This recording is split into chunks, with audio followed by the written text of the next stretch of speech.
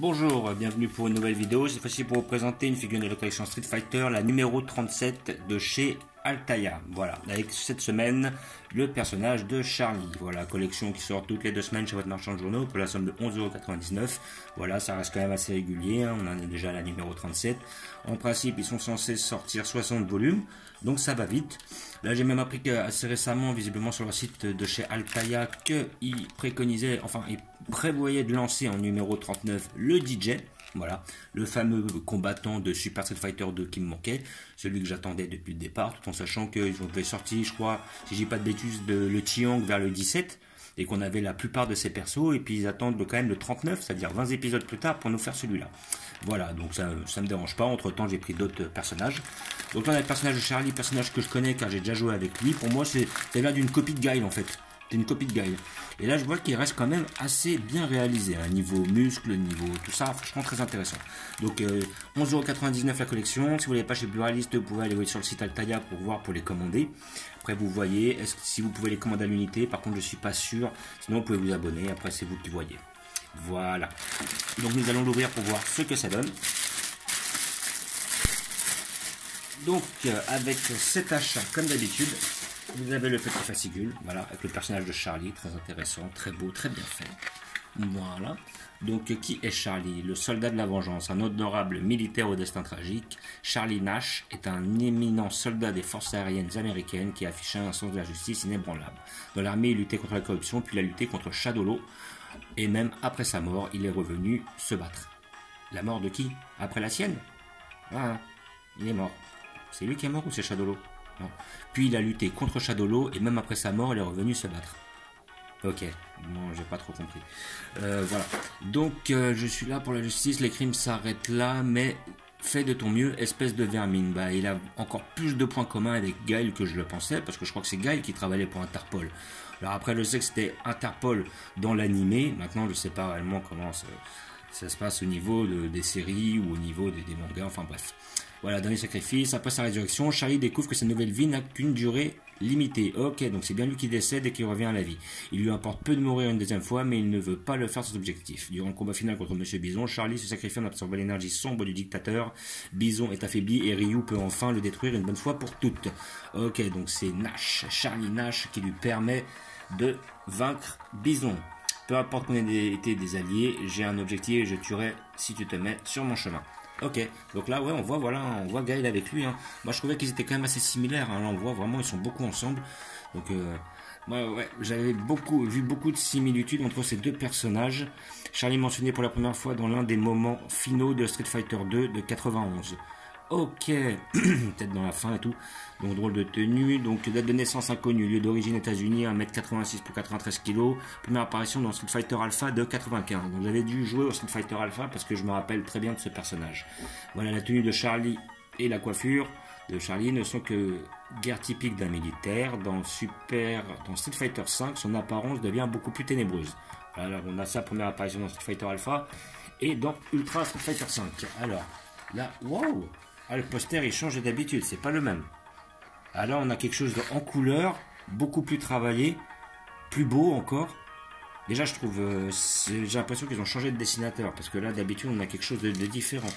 Là quand même, là il est super beau, rien à dire. Là franchement il est super beau. Voilà, donc là on a le combattant justicier, donc ses principales techniques, le Sonic Boom, ok, donc le Sonic Boom qui se rapproche énormément de la technique de Guile. La sentence finale, ok, la guillotine aérienne et l'enchaînement d'attaques. Donc on a vraiment des techniques qui sont très très proches de Guile. Pour moi je trouvais ça un peu dommage parce que quelque part voilà, c'était peut-être un peu trop similaire à mon goût. Voilà, c'était des personnages pour faire des personnages. On sait qu'on a Ryoken qui se ressemble énormément, Akuma qui adopte le même style. Après on avait, comme il s'appelle, Dan qui arrivait un peu dans le même style. C'est vrai qu'on tourne un peu autour des mêmes choses. Donc là, Street Fighter Résurrection, les créateurs de l'extraordinaire Assassin's First reviennent avec une nouvelle mini-série. Ok, Street Fighter Résurrection, là on voit effectivement le personnage de Nash. On voit Ryu, Ken, je ne connais pas. On ne connaît pas non plus. Voilà, donc là on a une image du Ryu, une image du Ken, une image du Nash, ok. Voilà, Street Fighter Résurrection est l'œuvre des créateurs de Assassin's First. Ok, bref.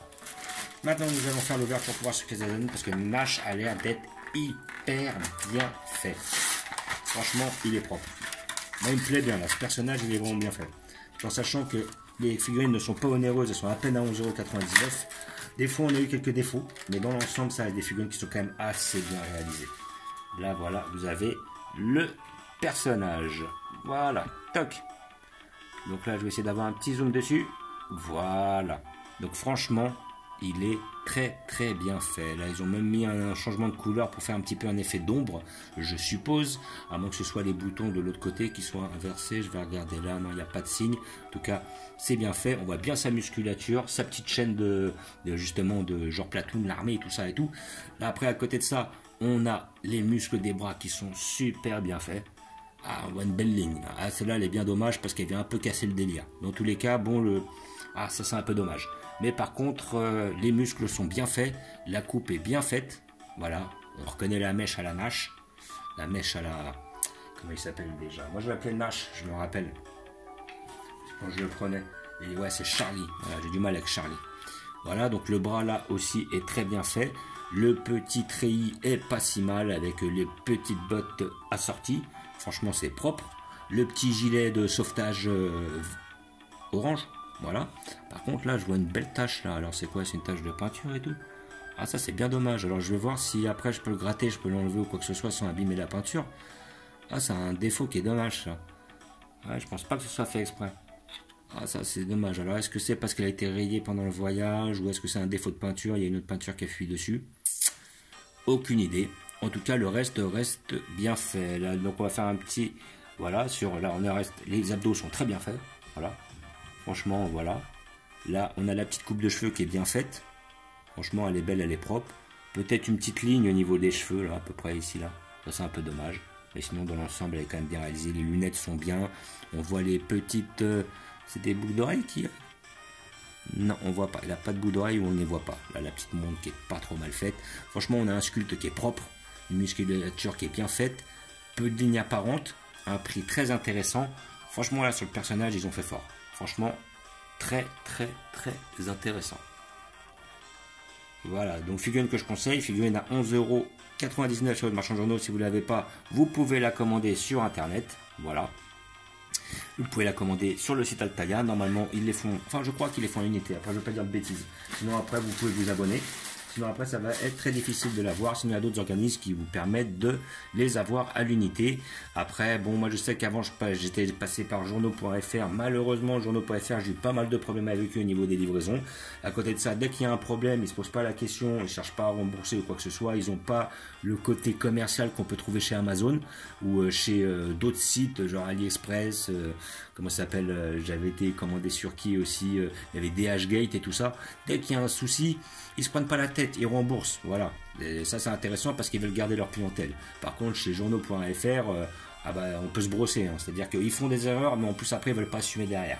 Donc c'est pour ça que je déconseille fortement ce site. Voilà. Donc après les gens font ce qu'ils veulent, mais moi j'ai eu pas mal de problèmes avec eux. Donc je les déconseille fortement.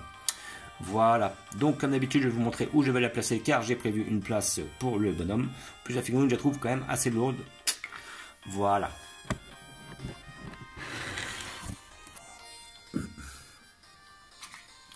Donc, hop, nous allons faire.